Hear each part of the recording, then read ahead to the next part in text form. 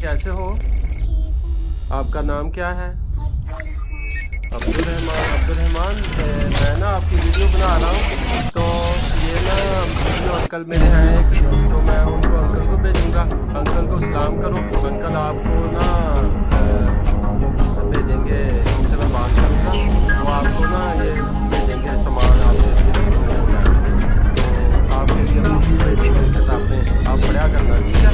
और ये हाथ जो है ना आपका काट दिया है डॉक्टरों ने, तो ये नए हाथ के लिए भी मैं उनसे बात करूँगा, तो अल्लाह पाक खैर करेगा। फिर आप पेंसिल पकड़ के ना उससे लिखा करोगे, ठीक है? हाँ। तो स्कूल कौन सा था आपका जिसमें आप पढ़ते थे? गवर्नमेंट का स्कूल। किस क्लास में थे? 6th में। और बहुत दर्द होती है, रात नींद आ जाती है इस तरह? अच्छा, चले अंकल को इस तरह सलाम कर दो। शाबाश। परेशान नहीं होना, फिर मैं आऊँगा, चक्कर लगा के जाऊँगा, ठीक है? हाँ, 500 रुपये के आप ना केले और सेब खाना, मैं फिर आऊँगा, ठीक है? ओके, फिर बाय बाय।